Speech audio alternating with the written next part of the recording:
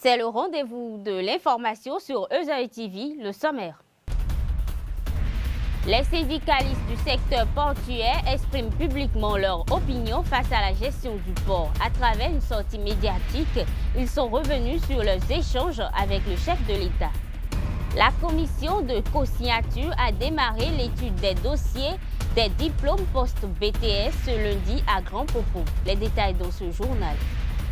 Toujours dans ce journal, Franck Pochemé, le président de l'UPMB, évoque le parcours du premier lauréat du prix de l'excellence et du leadership. Papa. Oui, ma fille. Tu sais, je t'ai dit qu'après mon bac, je veux devenir journaliste reporter d'images, non? Papa, tu penses m'inscrire où? ESAE. ESAE, papa. Waouh! Maman, maintenant que j'ai eu le bac, je veux faire les finances et trésors. Tu comptes m'inscrire où? ESAE, mon fils. ESAE? Oui, maman! Papa. Oui. Tu sais qu'après mon bac, je veux être diplomate, non? Et tu comptes m'inscrire dans quelle université? Mais ESAE, naturellement. ESAE? À ESAE, vous êtes bien formé dans les filières comme administration du travail et de la sécurité sociale, administration générale et territoriale, administration des impôts, gestion des marchés publics, planification et développement local, droit et sciences politiques, sciences économiques et de gestion. ESAE, c'est aussi sa télé numérique ESAE TV et son journal L'Informateur. ESAE, c'est à Bedjromede, 3e rue après le carrefour 16 ampoules allant à Jericho. Numéro de téléphone 98 98 14 00 96 80 55 11 90 93 65 21. ESAE, l'excellence a un nom.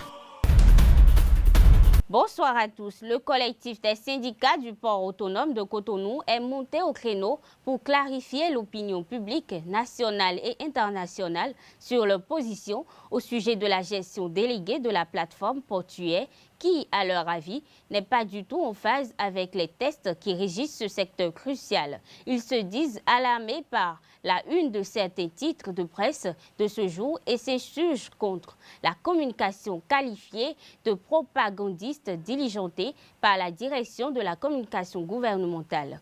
À cet effet, on écoute Urbain Kanlissou, secrétaire général du syndicat national des travailleurs du port autonome de Cotonou, Centrapac. Grande a été notre surprise le vendredi 24 novembre 2017 lors de la rencontre avec le chef de l'État de revenir sur un dossier déjà clôturé. Selon le chef de l'État, il n'a jamais été informé des mouvements de grève des travailleurs, ni de la signature d'un protocole d'accord, encore moins du séminaire organisé à Boycott. Toutes les explications apportées par les travailleurs n'ont pas été du goût du chef de l'État qui tient coûte et coûte à introduire le privé dans la gestion du port autonome de Cotonou.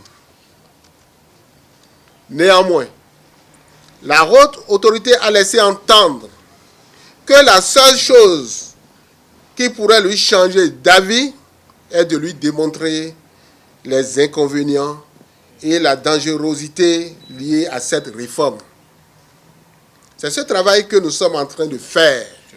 À cet effet, nous tenons à informer l'opinion publique que cette décision du chef de l'État viole les dispositions de l'article 485 de l'acte uniforme du traité de l'Organisation pour l'harmonisation en Afrique du droit des affaires, OHADA, relatif aux droits des sociétés commerciales et du groupement d'intérêt économique, qui stipule que le conseil d'administration nomme parmi ses membres ou en dehors d'eux un directeur général qui doit être une personne physique.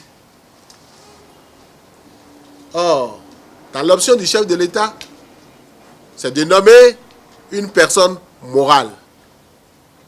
La difficulté, c'est que le port autonome de Cotonou est déjà une personne morale, dotée d'une personnalité juridique. Mais la personne morale que le chef de l'État veut nommer, ce serait encore une autre société qui est dotée d'une autre personnalité juridique. Comment les deux peuvent fonctionner? Un doit disparaître. Et celui qui peut disparaître dans ce cas, ce n'est que le port autonome de Cotonou. Aussi, les statuts du port autonome de Cotonou étant harmonisés par décret avec les textes supracités, il serait impossible, voire illicite, de nommer une personne morale comme délégataire de gestion du port autonome de Cotonou. Malheureusement, la cellule de communication de la présidence de la République fait croire à l'opinion publique que les travailleurs du port autonome de Cotonou sont acquis à ce projet de réforme dangereux pour la nation béninoise. Les travailleurs du port autonome de Cotonou, mobilisés au sein de leur syndicat, le Centrapac, désapprouvent la manière dont le dossier est en train d'être géré et se tiennent prêts à réagir le moment opportun. La dernière session de la commission de co-signature des diplômes post-BTS se tient depuis hier, lundi 27 novembre, à l'hôtel Bel Azur de Grand Popo. Pendant 10 jours, les cadres commis à cette tâche jugeront de la validité de 8000 dossiers soumis à leur appréciation. Reportage. Délocalisée à Grand Popo, cette session interministérielle qui a lieu grâce à l'engagement de la ministre de l'Enseignement supérieur donne la chance aux diplômés des universités privées de valider leur parchemin. Et je voudrais remercier Madame la ministre pour avoir accepté cela parce que, comme vous le savez, le gouvernement a mis fin aux co-signatures et a initié les examens nationaux. La conséquence, c'est que depuis le 31 mars, où nous avions donné le dernier délai pour récupérer les dossiers, nous avions eu 8000 dossiers, alors que normalement nous avons 500 dossiers. Brutalement, nous avons plus de 8000 dossiers avec lesquels nous sommes venus ici. Nous avons donc délocalisé cette session extraordinaire. Elle prendra 10 jours et nous espérons pouvoir, à l'issue de ces 10 jours, valider ces 8000 dossiers. La direction de l'Office du bac participe également à cette commission pour certifier les diplômes du baccalauréat présentés dans les dossiers des postulants. Moi, je suis là essentiellement pour valider les bacs, pour voir si les bacs sont des bacs réels et c'est pour cela que je suis à cette session. Il n'y aura plus de co-signature après cette session. Il faut passer l'examen national ou subir sa formation dans une université homologuée pour valider sa formation post-BTS devant l'État béninois. L'Union des professionnels des médias, UPMB, a attribué ce lundi 27 novembre 2017 le prix d'excellence et de leadership à M. Kossi Félix Edo Amenouvé, directeur général de la Bourse régionale des valeurs mobilières. Il est distingué pour sa contribution au développement du marché économique et financier. L'objectif est de récompenser les réussites de la société pour impacter la jeune génération. La cérémonie de remise s'est déroulée à la Fondation Zissou de Cotonou. Le nom Kossi Edo Amenouvé est rentré dans l'histoire des distinctions de l'Union des professionnels des médias du Bénin, UPMB. Directeur général de la Bourse régionale des valeurs mobilières, BRVM, il a reçu lundi le prix de l'excellence et de leadership de l'UPMB décerné pour la première fois. Selon le président de l'UPMB, les professionnels des médias béninois, sachant combien est importante leur responsabilité sociale, veulent désormais célébrer les mérites d'un acteur de la société africaine au parcours évocateur dans son secteur d'activité. Et justement, le docteur Edo Amenouvé en est un dans le secteur de l'économie et des finances. Par cette récompense, l'Union des professionnels des médias du Bénin envisage aussi montrer des exemples de réussite professionnelle et sociale aux jeunes béninois, voire africains.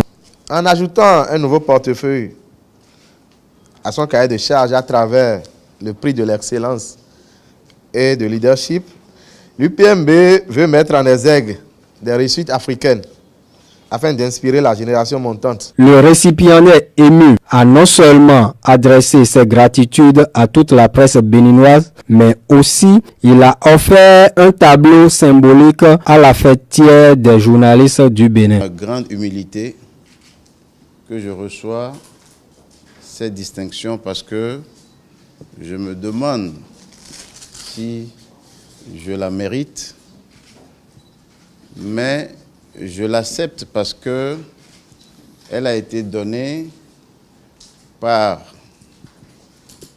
je dirais, un regroupement, une union de professionnels des médias réputés pour non seulement leur grand professionnalisme, mais surtout pour l'esprit critique des médias béninois, aussi bien sur le plan national que sur le plan international. Le prix de l'excellence et de leadership est né d'une réflexion nourrie du bureau exécutif de l'UPMB avec la clairvoyance du doyen Jérôme Carlos. Qui est Kossi Edo Amenouve, premier lauréat du prix de l'excellence et de leadership de l'UPMB? Le président de l'UPMB, Franck Pocheme, a résumé le parcours de ce cadre togolais lors de son allocution de bienvenue hier à la cérémonie de remise de distinction. À cinquantaine aujourd'hui, Dr Kossi Amenouve est un fils d'enseignant. Cela va sans dire qu'il a été moulé dans une éducation de valeur, donc de la perfection. La brillance de ses études primaires, secondaires et universitaires au Togo voisin lui ont valu des études supérieures au Canada. Mais à la fin de son cursus, Dr Amenouve a préféré rentrer au pays pour se mettre au service du Togo et de l'Afrique. Fidèle à son profil, il rentre dans le marché financier pour y apporter du sien.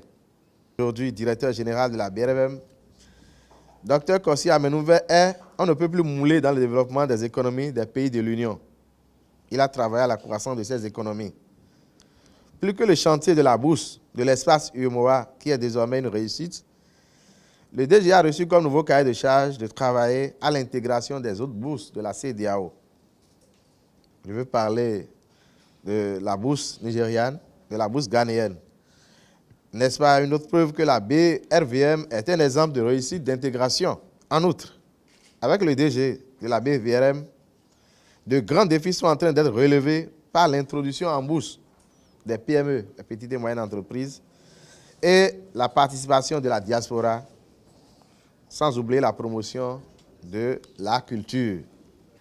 La troisième étape de la série d'activités prévues au titre du plan de travail annuel du partenariat entre le Centre des œuvres universitaires et sociales d'Abomey-Calavi, Koussacé, et le Fonds des Nations Unies pour la population s'est ouvert officiellement ce jour à l'Université d'Abomey-Calavi à travers le lancement de la quinzaine d'activisme contre les violences faites aux femmes.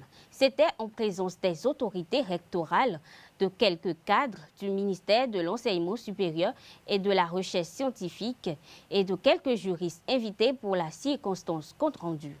16 jours d'activisme contre les violences faites aux femmes et aux filles et lutte contre le VIH-Sida sur le campus d'Abomey-Calavi. Une quinzaine d'activisme qui relève de l'initiative conjointe du Centre des œuvres universitaires et sociales d'Abomey-Calavi, COUS-AC, et du Fonds des Nations Unies pour la population, FUNUAP, soutenu par le rectorat de l'Université d'Abomey-Calavi et le ministère de l'Enseignement supérieur et de la Recherche scientifique. Et déjà, des engagements fermes ont été pris devant l'auditoire représentatif de l'UAC afin de bannir cette pratique qui entrave l'évolution en toute autonomie de certains étudiants. Le rectorat prendra toute sa part dans la lutte contre ce fléau. Ce qu'il faut souhaiter, c'est que, au terme des activités qui seront menées pendant cette quinzaine, chacun de nous change de comportement. En effet, les violences faites aux femmes et filles est la violation des droits de l'être humain la plus persistante, la plus répandue dans tous les pays et dans toutes les communautés.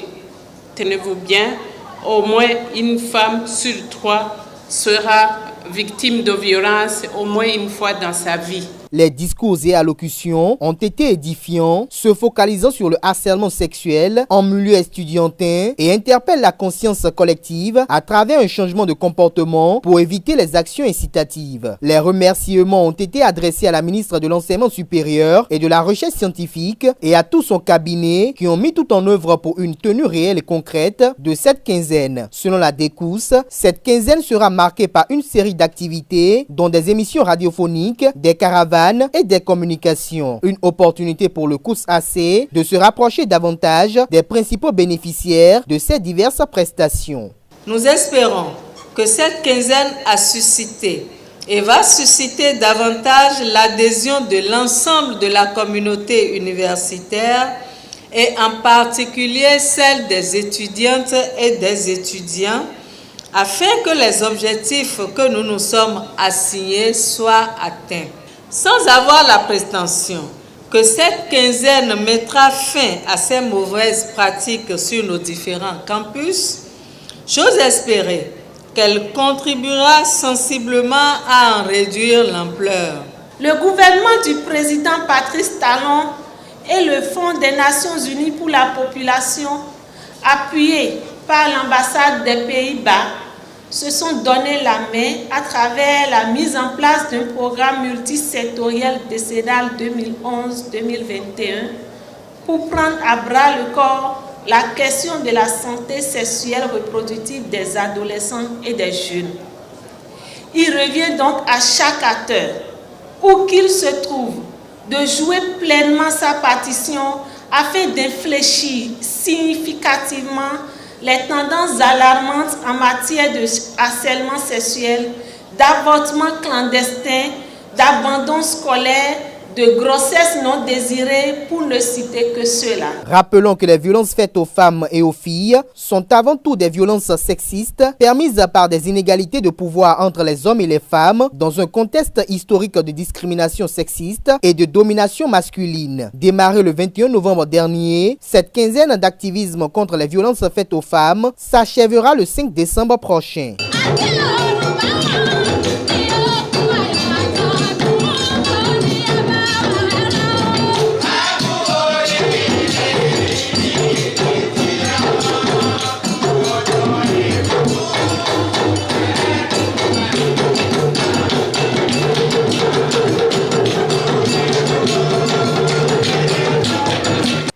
Le métier de tisserand est l'un des vieux métiers exercés un peu partout dans le monde. Et un tisserand est un artisan qui tisse de diverses étoffes avec de différents types de fils à base de coton. Gros plan sur une activité touristique qui nourrit son nom.